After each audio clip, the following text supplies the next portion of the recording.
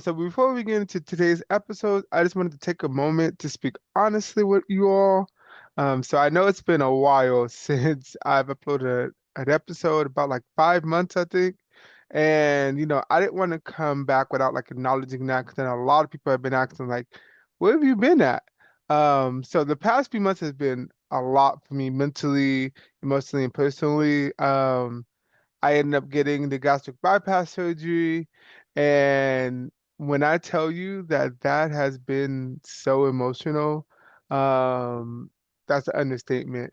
My body's been changing, everything has just been changing. And so, while recovering, I had to take that time off. Um, and one thing that I'm just constantly learning is, I needed to take care of myself. That's one of the biggest things, taking care of myself.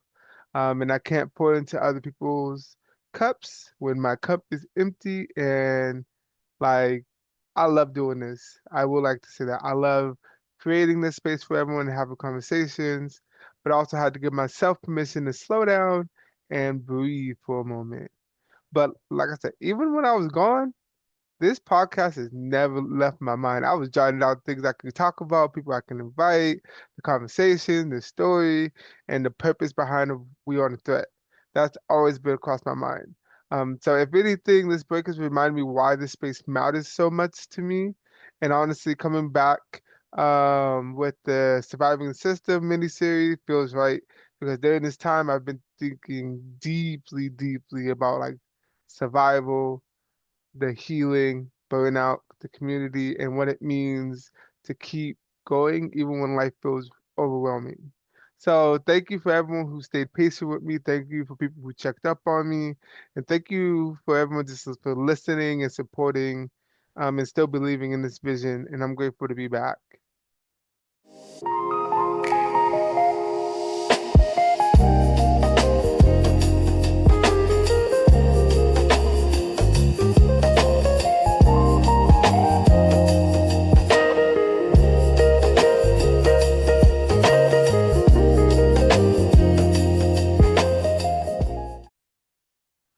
All right. So this episode is episode 4.4, Surviving the System, Criminal Justice. But before we get started, I want to do a trigger warning. This episode is going to be discussing police brutality, racism, incarceration, violence, and systemic oppression. So please take care of yourself. I know this could be a hard topic, especially for people who have gone through this or who are actively going through this. But welcome back to We On Threat. This is the fourth episode in our Surviving the Systems miniseries. So I encourage you to go back and rewatch all of them, because each of them play on each other. So we broke down housing, education, the healthcare system, and now the system that often sits at the center of them all, the criminal justice system. Because for Black and Brown communities, justice has never applied equally. It's always been one-sided. As a lot of people can tell you, I know a lot of people have experience with this. And for many of us, surviving starts the moment we encounter law enforcement. And so today we're going to be talking about policing, mass incarceration, police brutality, over-policing in the Black communities, the talk, and how resistance movement like the Black Panther parties have fought back against systems designed to control and not help us, instead of doing what they're supposed to do, which is protecting us. First lick, quick flip, thought I had it made. New shoes, new chain, thought the pain would fade, but the guilt came back when the sky turned gray. Every siren that I heard made me wanna pray. Homies in a cell block, some in a grave. We was fighting for respect like we still was slaves. Told myself I would leave, but I love that wave. Fast life, fast cars on a dead end way. So, as many of us know, the criminal justice system was never built for equality. So, people often talk about the criminal justice system like it's broken. But for many of the Black community, The system's not broken. It's functioning exactly what it was designed for. So after slavery ended, new systems were created to control Black people in different ways. One of those was called Black Codes. Now, what is Black Codes? What is that? These were laws that were created after slavery to criminalize everyday Black lives. So, Black people can get arrested for doing things like not having a job, gathering in groups, loitering, traveling without permission. And so, white people can do the same exact thing. They cannot have a job. They can gather in groups. They can loiter. They can travel without permission. And nothing was done. Nothing. But if someone in my skin color did the exact same thing, they were getting arrested. And so these laws were intentionally vague so that Black people can get arrested easily and more consistently. And then once they were arrested, a lot of them were forced back into labor through something called convict leasing. And so convict leasing allowed states to lease um, incarcerated people, mainly Black men at the time.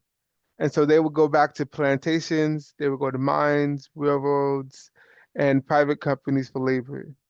And then the companies paid the state for workers, but the prisoners themselves were treated brutal. Like it was horrible. A lot of them were beaten, starved, and often worked to death because companies didn't care if they survived. They were like, "Oh, you're a criminal. Like we don't give a fuck." And so slavery didn't disappear. Everyone thinks, "Oh, you know, we abolished slavery. It was and now all Black people were equal." No, it just evolved. And so, if you, everyone knows the 13th Amendment, which abolished slavery, it did abolish slavery for the most part, except as a punishment for a crime. And that exception matters heavenly because incarcerated people became a legal loophole to continue forced labor and racial control. So then, after all that, came the Jim Crow laws. And these laws enforce racial segregation and inequality. And so Black people were separated from white communities in schools, hospitals, transportation. Oftentimes they would have to sit in the back when they're riding the bus. And even then, if a white person wanted to sit where they were sitting, they had to get up. We see it in housing. We saw it at restaurants, voting. If y'all Google Jim Crow laws, voting access, you'll see police officers standing in front of Black voters trying to vote. You see that so often.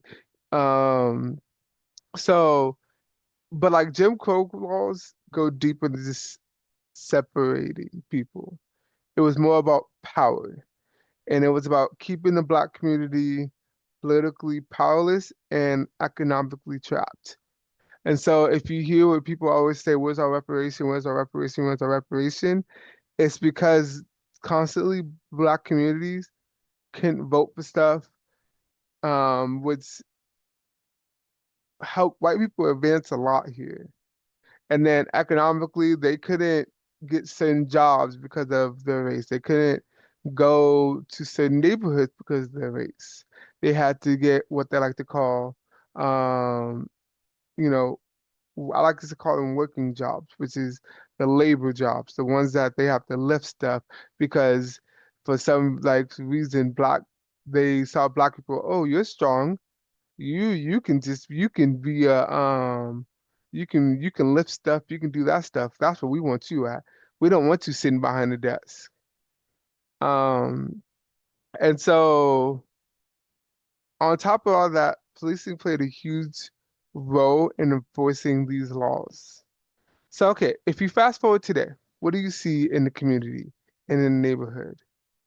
We often see aggressive policing, we see more surveillance, we see more stop and frisk, more traffic stops, harsher sentencing, and more arrests on low-level offenders. If you look, a lot of people are in prison, jail, and stuff, like people of color, especially black people, for marijuana, a low-level offense. And in most places, it's legal. And so, if y'all have a chance, I recommend y'all read this book. It's called The New Jim Crow Laws. I think that one is something that everyone needs to read. Um, I read it in college and it was powerful. It talks about incarceration. It talks about how the Jim Crow laws didn't end because of the fact that um America said it ended. They transformed into this new Jim Crow. And so it mainly talks about mass incarceration. It's by Michelle Alexander. She is an amazing person. I recommend people read it. I know they have ebooks for it, and audiobooks if you want to listen if you're not a reader.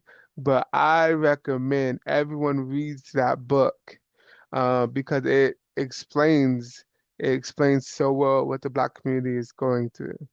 Um, and so, oftentimes when you hear the Black community, we talk about like we need to invest in our communities.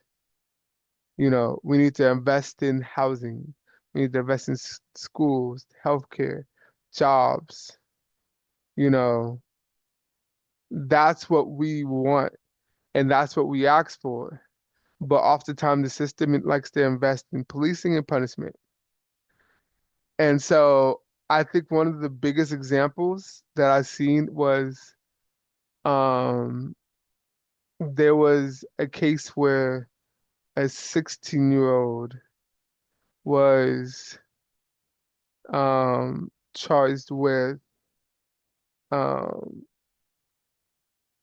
with what's it called? Burglary.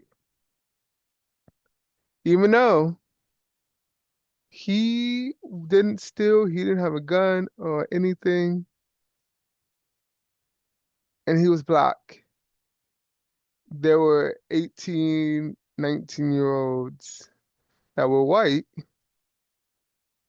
that didn't get charged the same amount. I think they got charged 3 years. This black kid got charged 15 years. Now, let me tell you, he didn't have a criminal record, before that. Like I think they said like he got stopped for like jaywalking. But I didn't like he didn't have a when you think of giving someone 15 years, you think of the criminal. Like you think of someone that's been in the system, that's been, you know, that's what I think. And so that's just one example. And then I think if y'all look at the Central Park Five, if you don't know who the Central Park Five is, I need y'all to go Google that. I will never watch that movie again. That is a one and done movie for me because of how traumatizing that movie is. Like I cried so many times.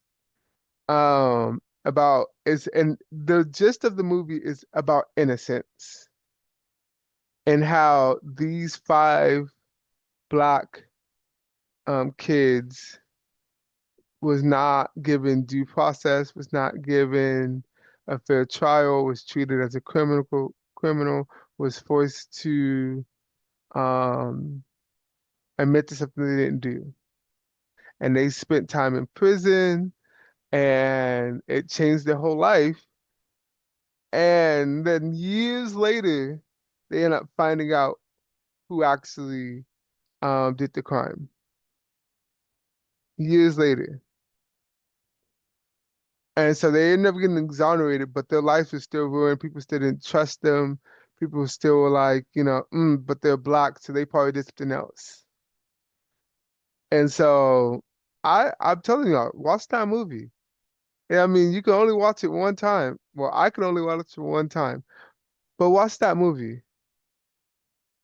So going back to this, um, so when you look at the black codes, when you look at convict leasing, Jim Crow, modern police together, what do you see? You start seeing patterns. Even though the methods might have changed, the goal still has stayed the same.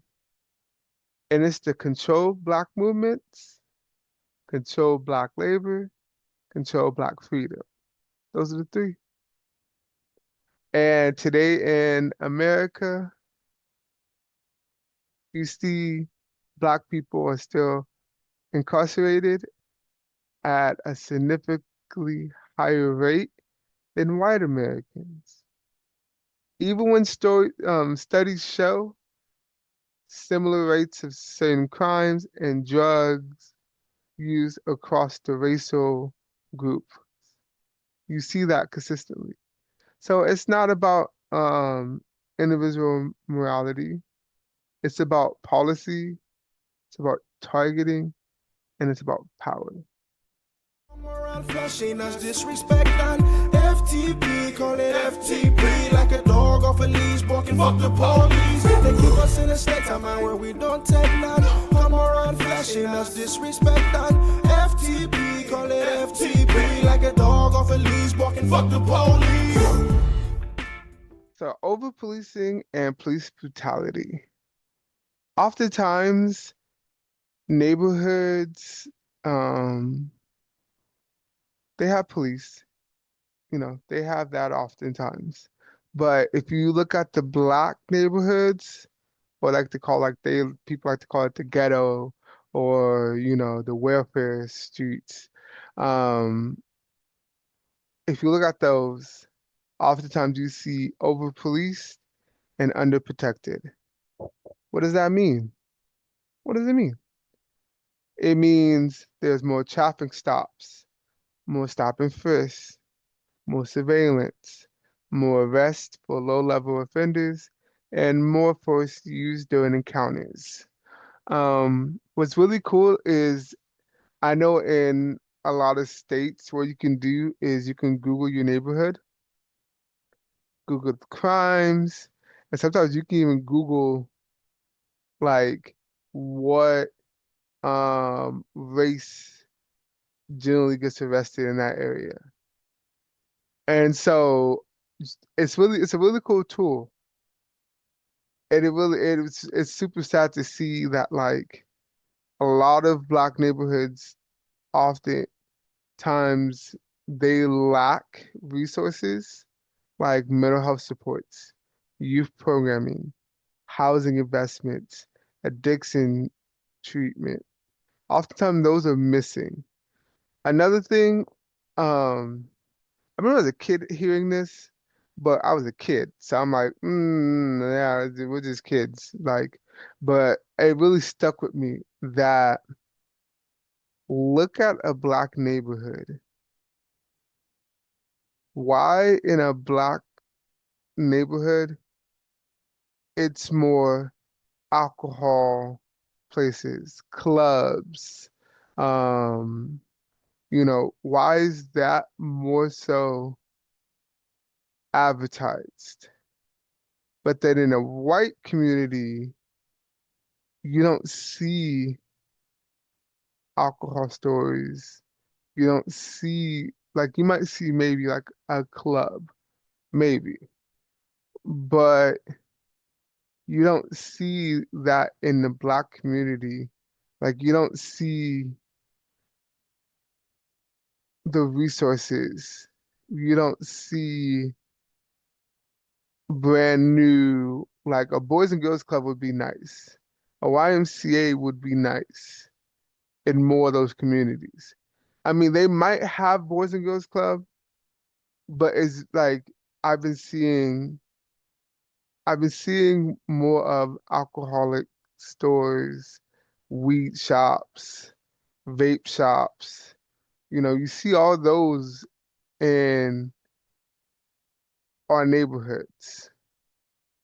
And it's like, if you go back to what I said back in one of my earlier episodes, drugs, alcohol, all that stuff was used to control the black community. Think about it like this.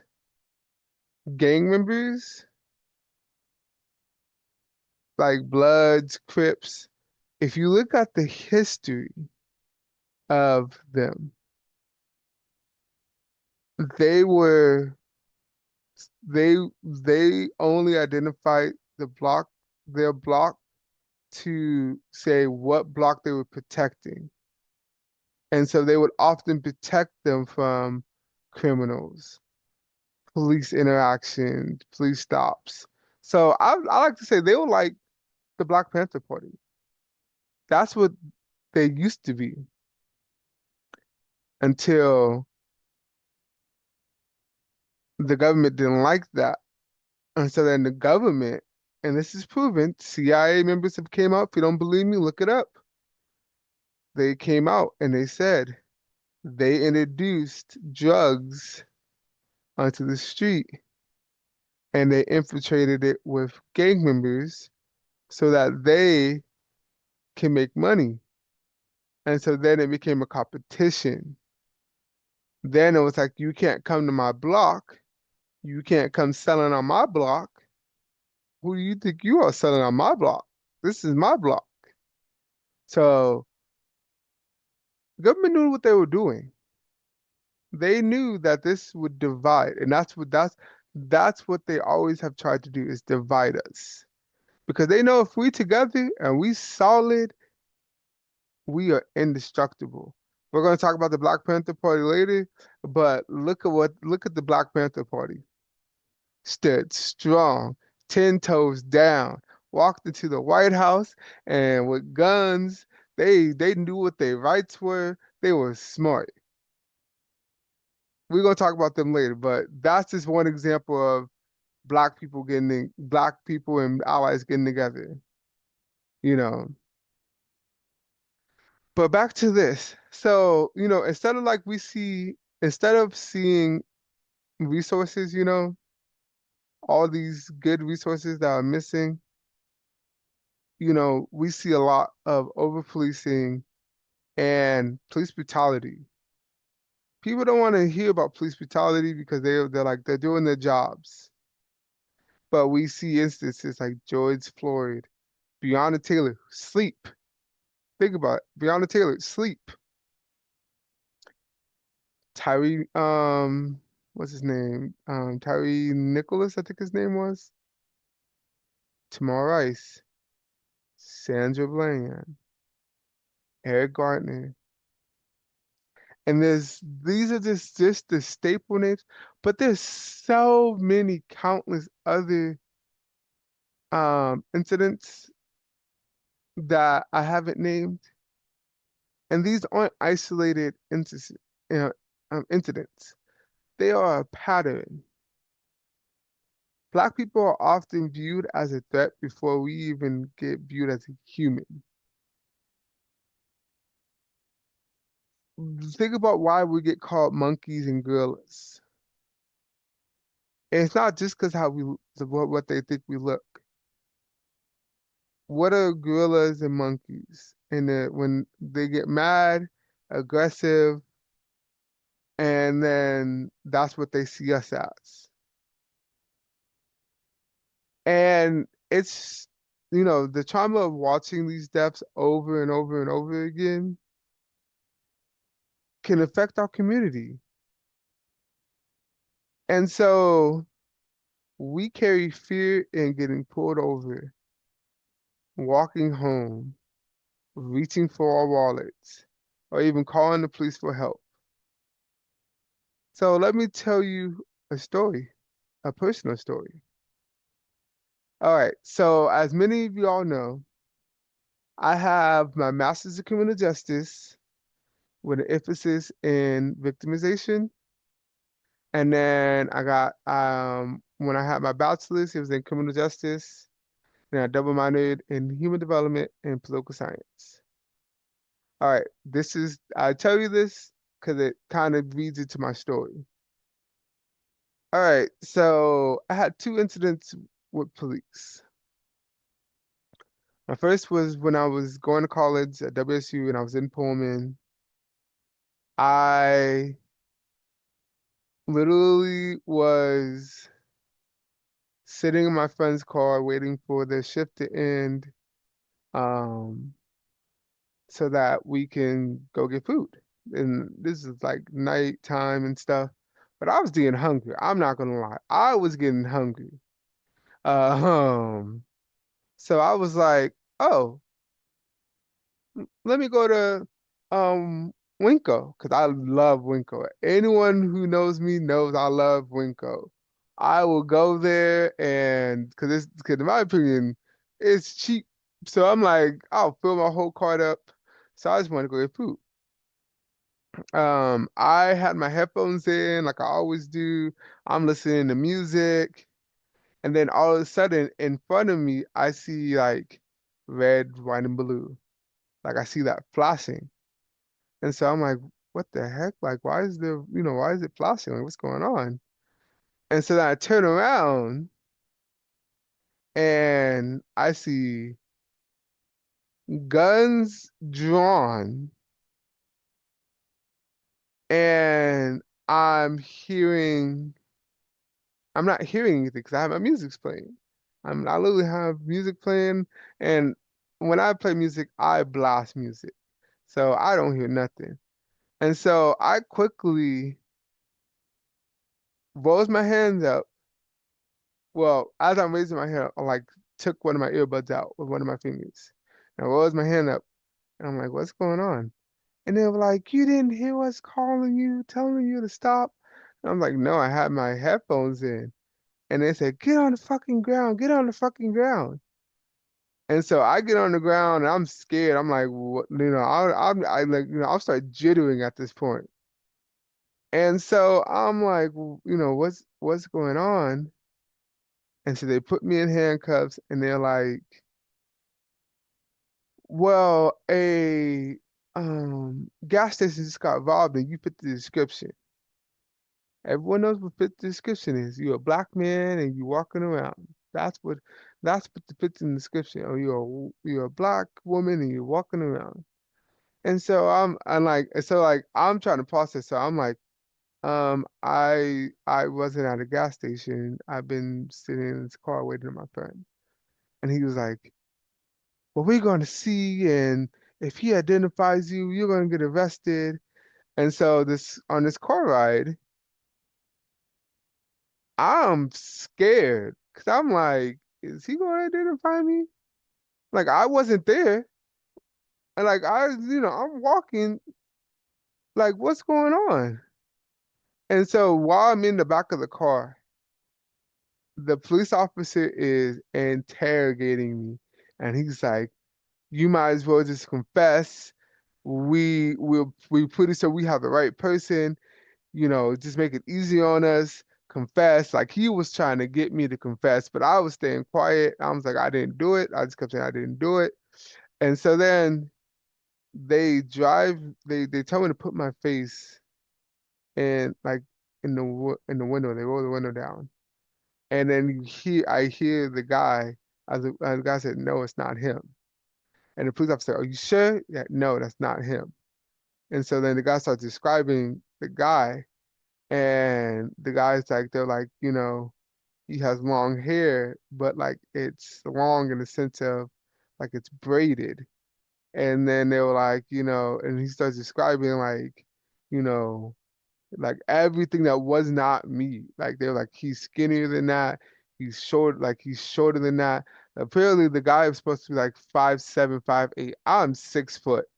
There's a clear difference. And so then the police officer uncuffs me and it's like, you're lucky. Because I was ready to arrest your ass and, and I'm like, and so I'm shaking, and this guy doesn't even give me a ride back. He literally like makes me walk back. And so I'm shaking, I'm nervous. And so like, and the situation, like I think about it now, it's like I should have got their badge, I should have got his badge number, I should have got this, but my only concern, I want to make it home safe. And so I was scared. So I get into my friend's car, um, because my friend gives me their keys so that I'm able, because I can't drive, I don't have a license, so I can't drive. So, but they give me the keys so that I'm able like to turn on the car, listen to music and stuff. And so I took the key and locked the door so that I didn't, I like they didn't get robbed. Even though people in Pullman, they're like they leave their cars unlocked, their doors unlocked. I'm like, I would never. And so I come back. I didn't even go inside the window because I was so scared. And so my friend comes out and they see I'm clearly shaking. And they're like, "You good?" And so I couldn't even talk. And I said, "Just take me home. Just take me home. Please take me home. Just take me home." And so they end up taking me home and I end up telling them like a day or two later. And I remember I didn't want to go out. I didn't want to do nothing. I was scared. And so that was just my first. And my second incident was in Seattle.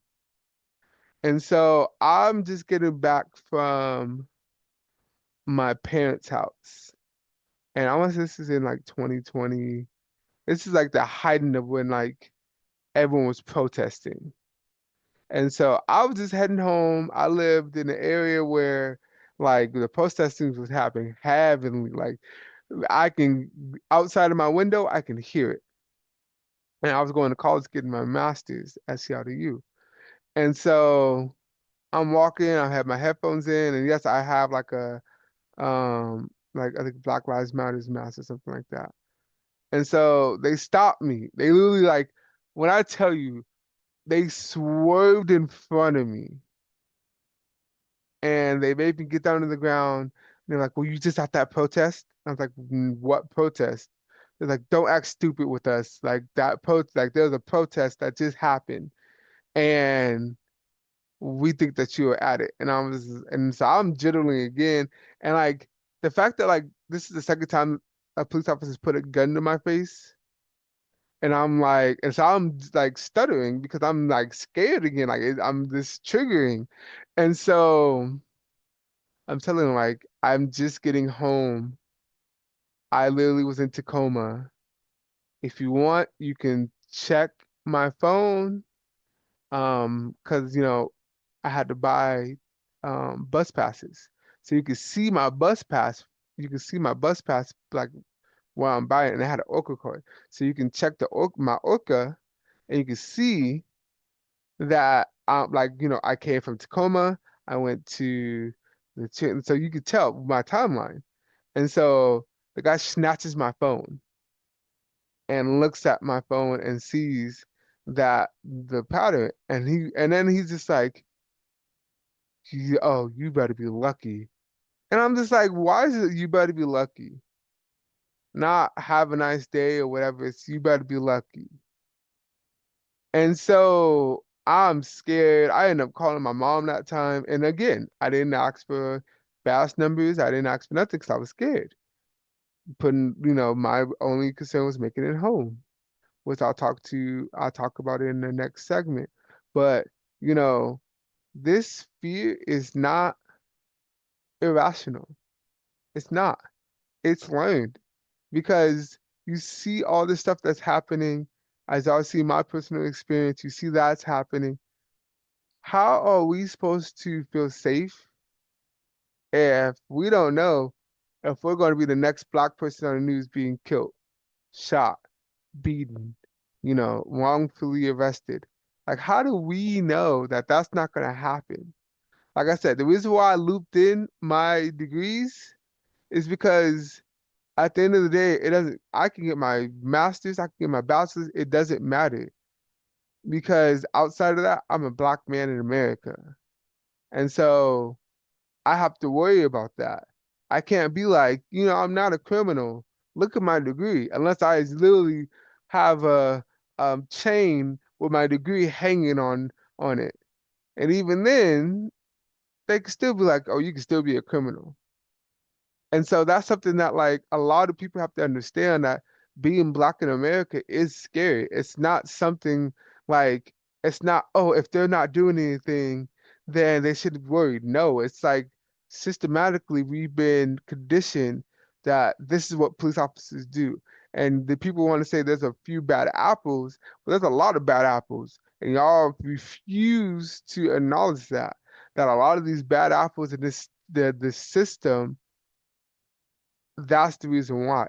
And so people want to say, oh, well, there's black police officers. Yes, there is black police officers that's corrupted. But think about that. Police officers, we didn't attach a color, but the police system, the criminal justice system is what is working the way it's supposed to be worked. And that's why we want to change it. That's why we want to have a better system. That's why we say, you know, defund the police. Now, when we say defund the police, we're not talking about um we're not talking about getting rid of the police. We're not talking about that. A lot of y'all have this like fear that we're talking about get rid of police. No. What we say by defund the police, I like to say reallocating funding. That's what we're saying. We know police have this tough job. Let's reallocate their funding to other avenues like social workers, mental health workers. We have in Washington, we have the care team. They desperately need it, and they're mental health trained. So they come out when they can and they deal with mental health crisis. You know, people say, "Oh, well, that's gonna ruin like the budget for police." Let me tell y'all, I found out police were out here being willy-nilly with their money. They were getting margarita machines. They were getting popcorn machines. They were getting movie theaters placed in the police stations. Um, if they request it and there's like a quote unquote fear, they can have military access. And so I think I want to say in Ohio, um, police officers requested for military equipment. They got military equipment and they got like tanks.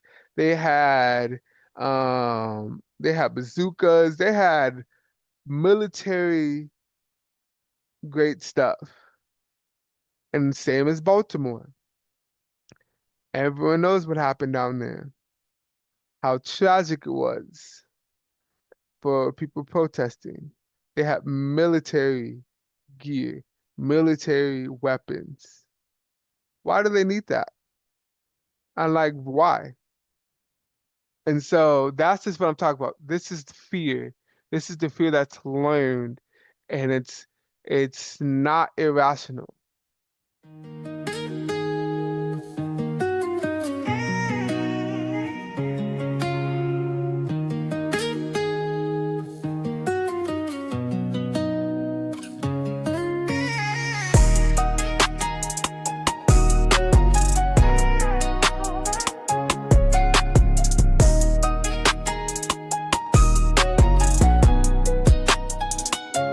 All right.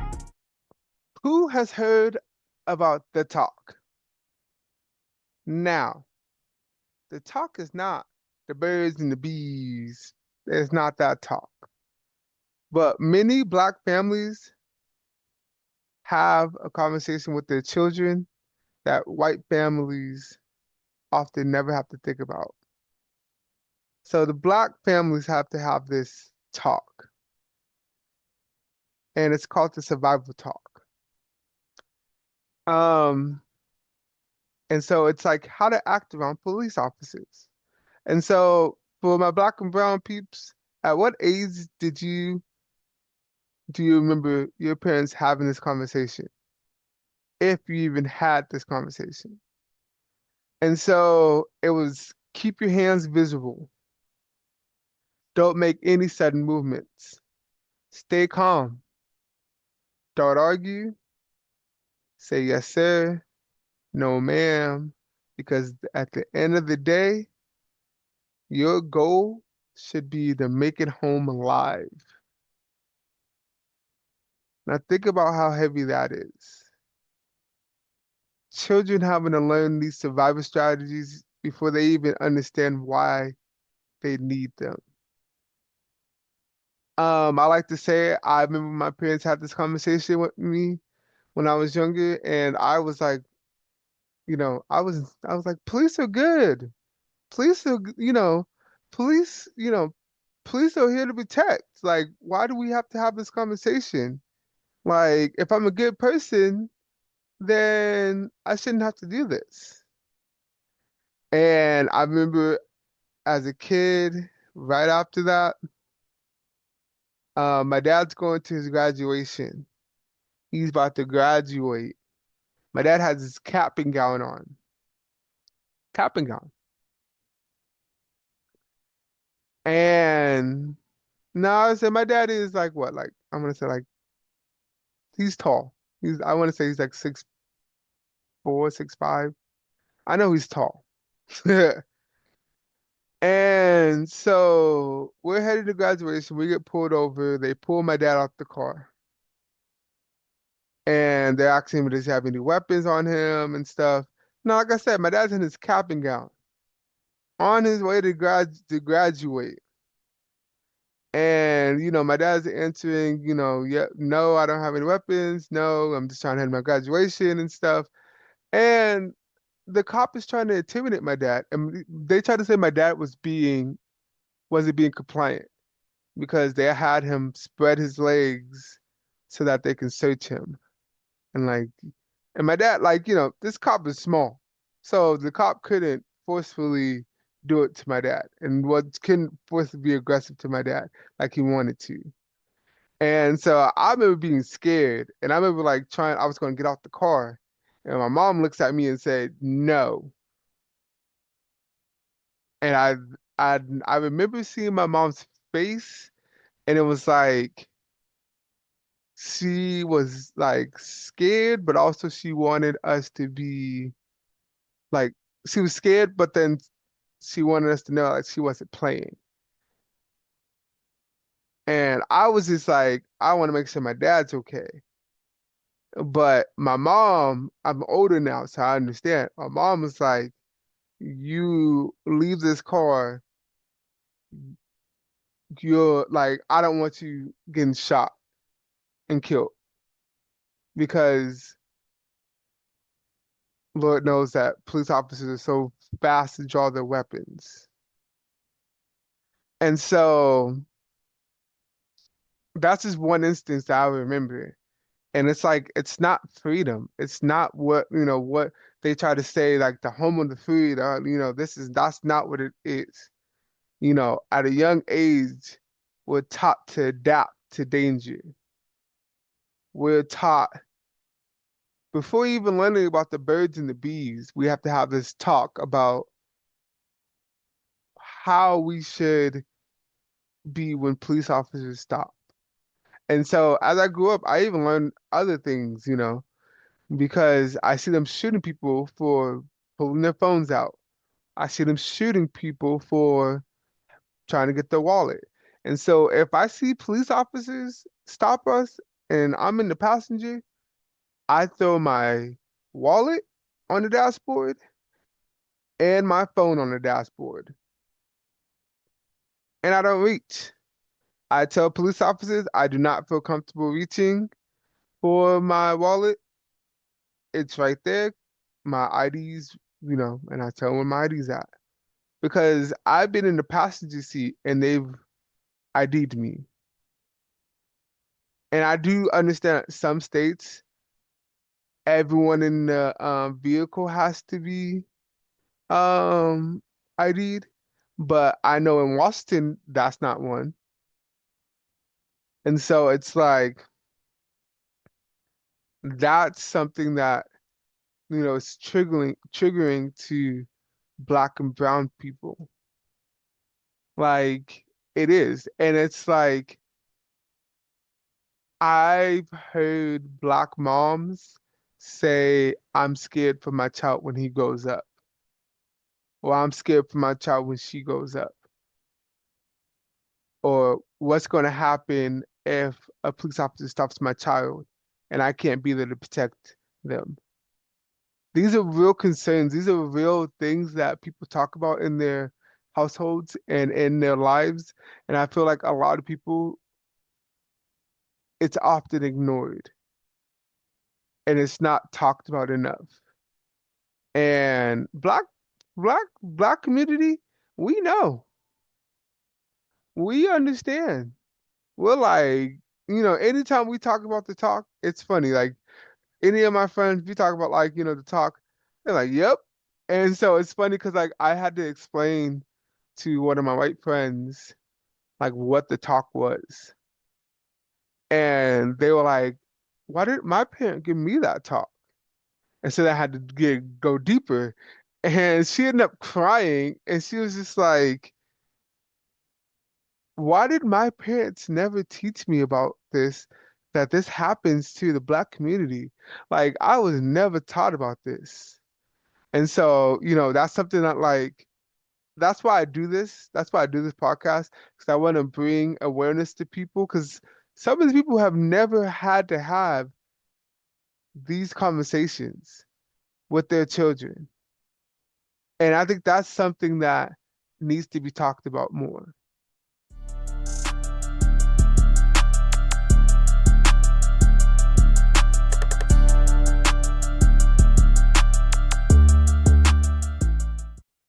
All right, the next thing we're going to talk about is mass incarceration and the war on drugs. And so the war on drugs devastated the black community because even though drug usages um, between, well, the rates of drug use are similar across the racial groups. But Black Americans have been targeted, like this is historically, they've been targeted and they've been arrested and incarcerated for a higher rate for drug-related offenses. Um, And then if you think about it, like the mandatory minimum sentences, like the three strikes laws, the caste bill system, it all created a cycle that trapped families in poverty and incarceration. So why is this so important? All right. Now, if you think about crack cocaine versus powder. All right. So for a minimum of 5 years, now this is a good sentence, you have to have um, for crack 28 grams, right? Now, powdered, now powdered, in order to get the minimum of 5 years, it's 500 grams. And then if you go to 10-year minimums, for crack, 280 versus 5 kilos. Now, why does this matter? Why is this so important? All right, crack cocaine um has historically been in lower income black communities. Now, white people and that white population, or like they say, the wealthy, now in their communities, that's powder cocaine. So think about it like this. Say, uh, a black person gets arrested with 28 grams of crack, right? The minimum amount the minimum amount is 5 years. Now, say if a white person comes and has 28 grams of powder,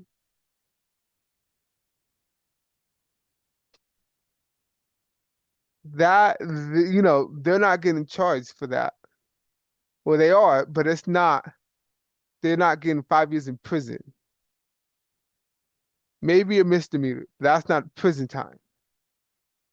And what's sad is that is still today.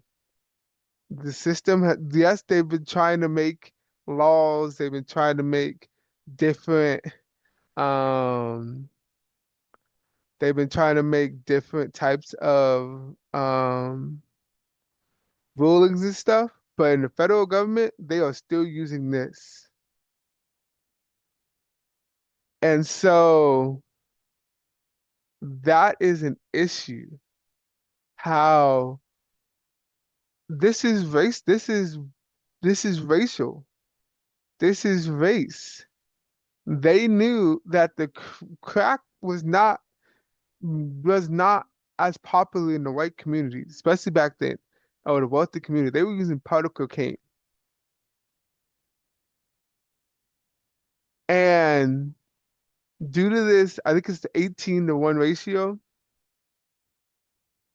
black people have gotten longer sentencing, higher incarceration rates, and it can be a lot. Like, yes, I don't think people should use drugs at all. At all. I don't like, especially crack and powder. I don't like that. I understand. Like that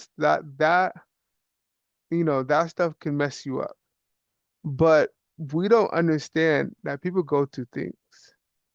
And so addiction is real.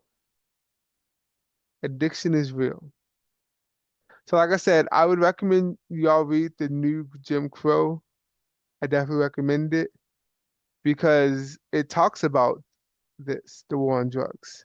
Because that led to the mass incarceration. It did. It led to that. And so it affected families. It affects housing because when you have a prison sentence, you often can't get housing.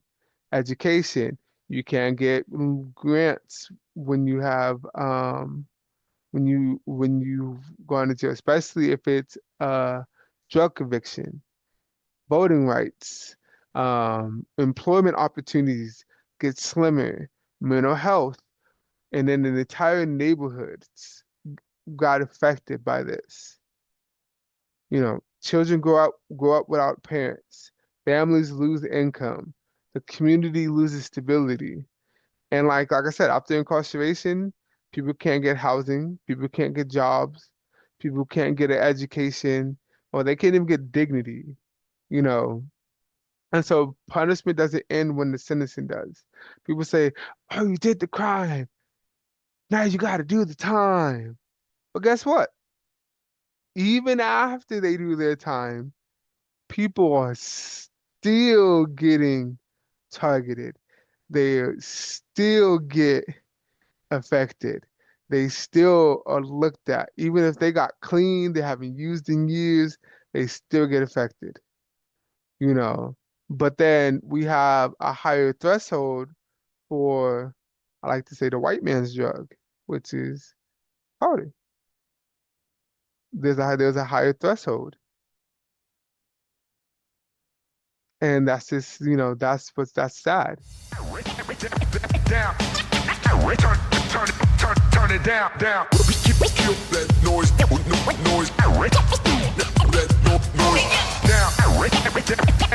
Back. Turn it down. Let me see you get. Yo. Down. Turn it down. Kill that noise. So resistance and Black Panther Party for self-defense. All right, I will tell y'all, this is literally my favorite topic, my favorite group. Um, so I would like to say this. A lot of people would try to call them terrorists. They are not a terrorist. I'll say that for the beginning. They're not terrorists. Um, the black community has never just accepted oppression quietly. And so the Black Panther Party for self-defense, even though they are often remembered only for their fear-based narratives, their work went beyond the mainstream that history teaches. So let's give a little history on the Black Panther Party for self-defense. It was founded in October 1966 in Oakland, California, and it was students Huey P. Newton and Bobby Seale at Merritt College that started it. So the organization's original symbol was a Black Panther, um, and that like adopted like signified like strength, resilience, defiance, and it was inspired by guess who? Malcolm X, another great person, and another amazing thinker, Franz Fanon.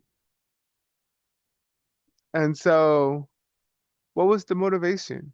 Why? Why did they start this?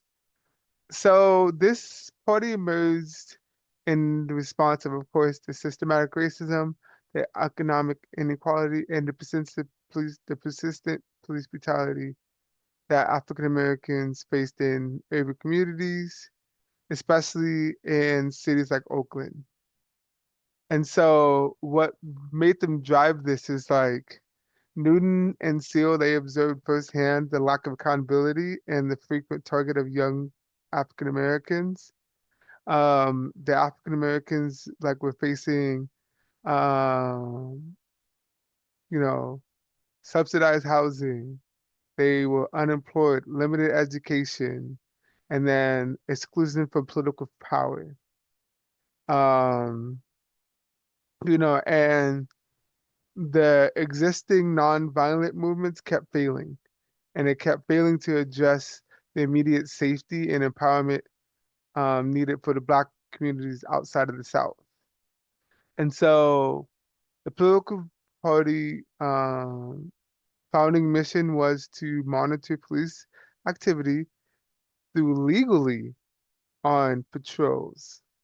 Now that's important, legally, because a lot of people try to think that oh they were illegally. No, they had right to bear arms. They all were legally right to bear arms. So you know, legally on patrols in the black neighborhoods and a practice called cop watching. And that was to protect residents from police brutality and assert constitutional rights. So their ideology and they had this thing called the 10-point program. So they combine black nationalist socialism and revolutionary internationalism. And so they advocated for self-defense by any means necessary. And so this 10-point program that they created in 1966. So one, the freedom for Black people and power to determine their destiny, full employment for African American, and end the capitalist exploitation of the Black community, decent housing, education exposing the truth of society and Black history, exemption from military service for Black men, immediate end to police brutality and murder, freedom from all Black prisoners, fair trial by juries of peers, and then land, bread, housing, education, clothing, justice, and peace for all Black people. So As we already know, they're deeply, deeply inspired by Malcolm X and Robert F. Williams and the anti colonial thoughts. Like they were revolutionary in their words. And so the early stages, they armed patrols in Oakland.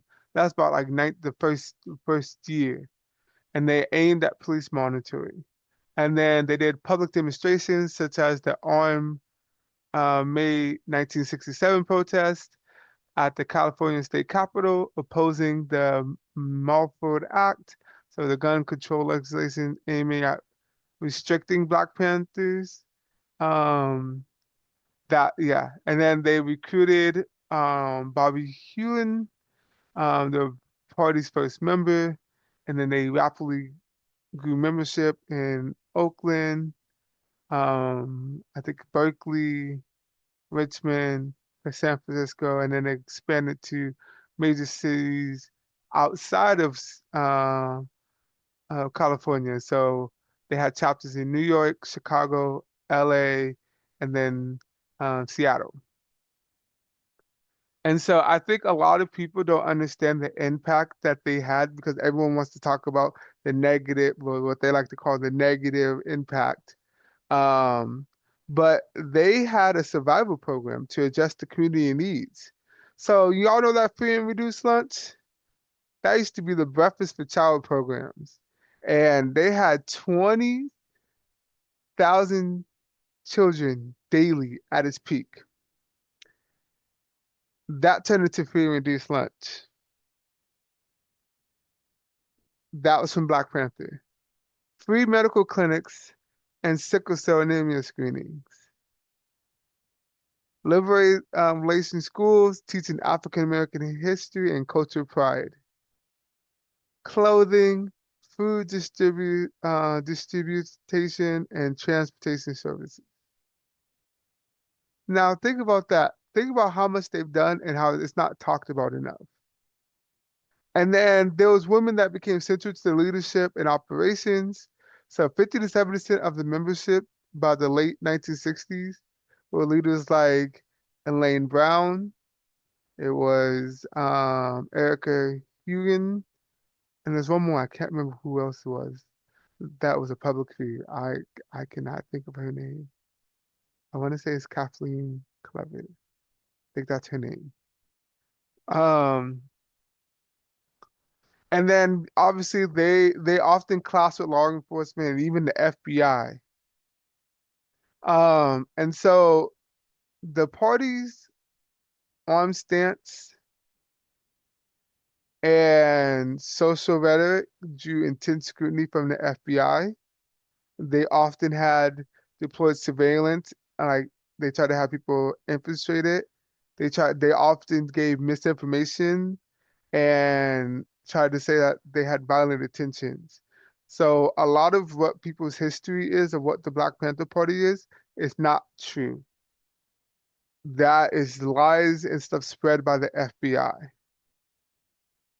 And so the notable violent encounters they had was Newton, who allegedly killed Officer John Frey during a confrontation, and then how in 1969, Fred Hampton and then Mark Clark were killed in a Chicago raid, which people think that he was murdered by them on purpose.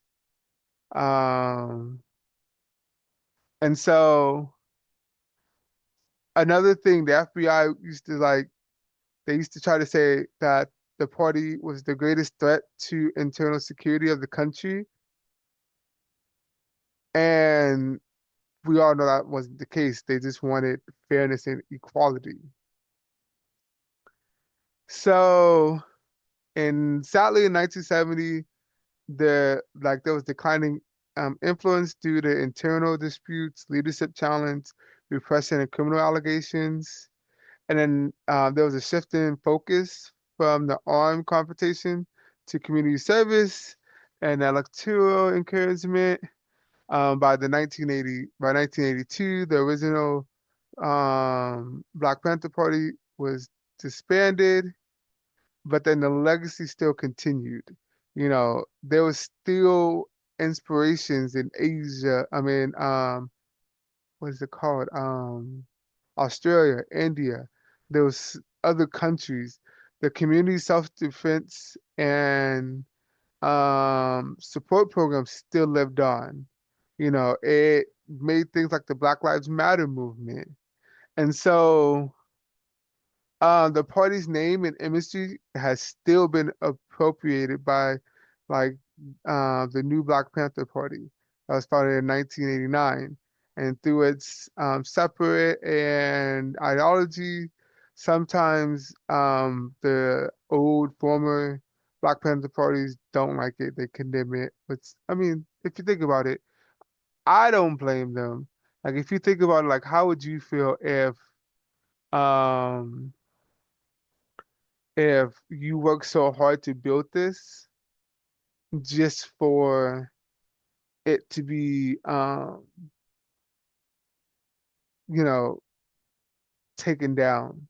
And I think a lot of the concern was FBI was infiltrating it. It was infiltrated. It was a lot was happening with trust issues. But hey, I don't know if y'all have heard, a lot of people are coming back and trying to reopen the Black Panther Party and trying to get that back. And so it's wild because I think about the Black Panther Party and how in Seattle, how much they've done in Seattle where I live, and how much um, people praise it now, especially the Black community, especially in the Black community. And so I think often, so I remember going through history, and my mom was talking about how the Black Panther Party that was in Seattle, she used to go to the free lunch. She, you know, I know in Seattle it was started by Aaron Dixon, Emmer Dixon, Anthony Ware, Gary Owens, not Gary Owens, the the comedian, not him. But I just think about like I recommend people looking up, how the Black Panther Party influenced their home, like where they live. Because I'm pretty sure that some way, some form, the Black Panther Party formed the way that your Black community is. Like I know for us, we have this place called Community Roots, and it's for Black people, for dentists, doctors. Like I know that's from the Black Panther Party. We still have stuff from the Black Panther Party in Seattle, and so I love them. I appreciate them so much that what they have done has been because they saw an injustice and they were like, we need we need to help our community. And yes, some people don't like how they had guns and how they bared arms. I honestly think, why not? They were killing us. They were ending our lives. Peaceful, everyone says, oh, they should have went peaceful like Martin Luther King. It wasn't working. Peaceful protesting was not working. We were still getting, they were calling it riots, even though they was peaceful, they were still killing us, and people weren't listening. But when the Black Panther Party came in, they were like, we gonna change some shit up. We about to, yep, this is what we want. Oh, you're not listening? We're gonna have a right to bear arms to protect ourselves. Because we're gonna protect our people. And it was not, I want to say this. The Black Panther Party did not just compose of just black members. There was a lot of allies. They did not exclude black people from wanting to join. As long as they followed those 10 rules that they had that I listed, they would come. So it wasn't just black people in the Black Panther Party. I would urge you to go back and look at photos of Black Panther Party. You'll see a whole like you'll see other races in there.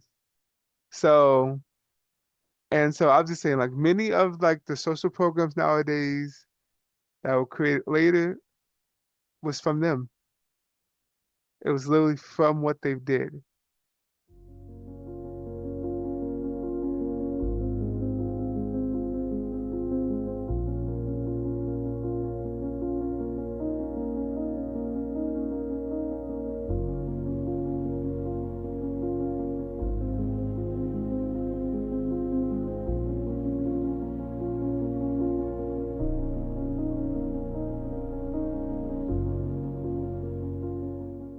So we're gonna touch on this briefly, because we kind of already talked about like the mental health and trauma aspect.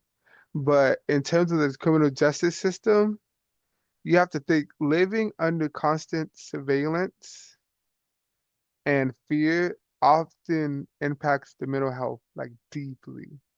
And so the black community, we experience generational trauma, anxiety around law enforcement, grief from like the killings, the repetitive killings, vigilance, and distrust towards any institution, especially the criminal justice. And oftentimes, mental health crises are often treated criminally instead of being treated.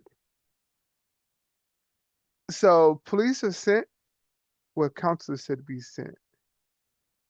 That's why I said we need to reallocate to have more counselors. Like I said, Seattle, we have the care team. We need more of that around the nation. Um, Oftentimes we talk about breaking generational trauma, especially in the Black community, being the one. And so I just want to say, like, I'm proud of every single person that has broken those cycles, that has proven people wrong, that have continuously tried to turn away from what they see us as. I'm proud of every single one of y'all. Because that's not easy. That is not easy to do. And so they're going to continue to punish us instead of where healing is supposed to be. The cycle's going to keep continuing. But we have amazing people that are actively trying to break these generational traumas. And I just want to say, like, at the end of the day, there's a lot of things that people are gonna try to hold you down and let you be down. And you have to just keep remembering what your goal is. Where do you see yourself? Where do you see your future? How are you gonna get there? Those are the questions that you got to start asking yourself and being like, I'm not going to be what they want me to be. I'm not going to be oppressed. I'm not going to be this black person that is dangerous unless you want to be dangerous with your mind, because that's the most powerful. I say you are the most dangerous when you are smart, educated, and you know what you're talking about. And education does not mean getting a degree. Yes, I have my master's, but I know smart people who don't even have the degree. I know smart people who are like for example, I cannot tell you how to fix a toilet. I cannot tell you how to fix a TV if it goes broke. If like some pipes done burst, I don't know how to fix that, but I know smart people who do know how to fix that, you know. If my lights all of a sudden start working, I ain't about to mess with no wires to try to figure out what's going on. I know the basics, like, hey, let me make sure my breaker ain't off. But I am about to be like, oh, these wires are disconnected. Let me see if I can wire it back there. I'm gonna wire it myself. I know to turn off live wires. I know this, you guys. But I'm just saying, there's people who are smart in other things. Like, for example, if I like medical, I know a lot of black people in medical. A lot of my aunties are traveling nurses. Man, if they said I had like a left artery, like if my artery was busted, I don't know what to do. I'm not a professional. I mean, I know what they do on TV, but I know half of that stuff ain't even true. Let me try to do one of those things like off of TV. I'm a in someone's life and then be like, oh, I saw it on TV, so I thought I could do it. No, I don't know how to do that.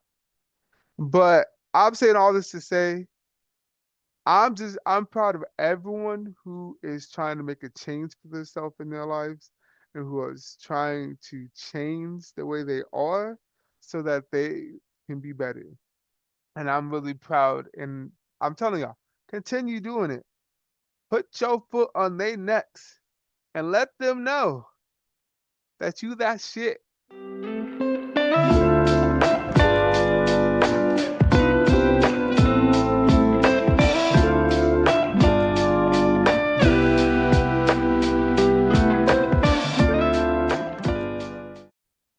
So I end up talking about all this, but what does justice look like? What can it look like? What do we want it to look like? So, in my opinion, real justice is not about fear. Like, obviously, yes, we need them to be accountable. So, we do need to hold people accountable. But I look at it as a restorative justice. That's the lens I look at it. We need to work on preventing them, helping them understand why they do it, take accountable, and preventing them from reoccurring and doing it instead of punishment. If they're on stuff, rehabilitation, mental health support. A lot of people aren't well mentally. Again, restorative justice is huge because at the end of the day, yeah, they get locked away for some years, they come back, that community is still damaged. Why not restore that community and that trust? You know, for example, if someone's burglarizing, maybe they need it. They need money. Yes, that's not the conventional way, robbing someone, you know?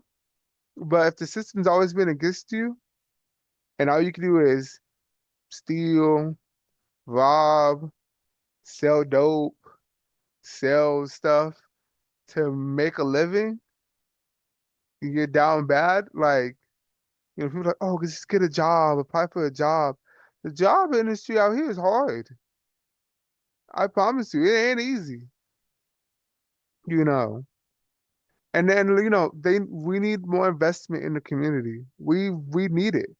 The investment in the community has been lacking for years.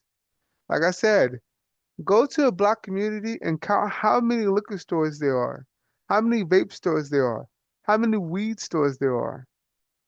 Go count, go count and let me know.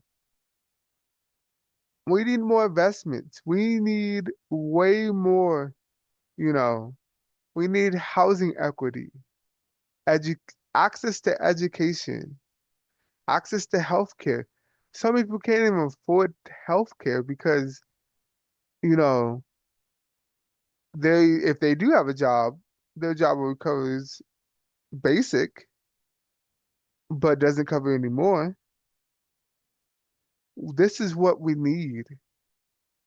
Like, yes, obviously, murder, you know, sexual assault, yes, those do need to be addressed. Yes, that like someone does need to hold that accountable.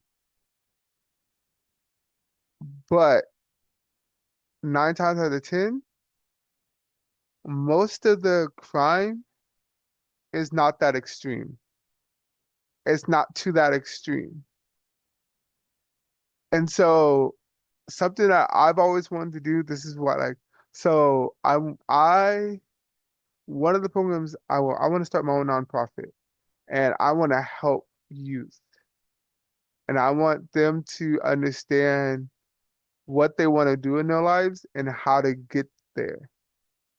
And so I want to bring in mentors. I want to bring in like therapy. I want to bring in a lot of that because oftentimes that stuff gets ignored and people like that stuff does like kids and youth don't get the opportunity to be like, okay, what do I see myself?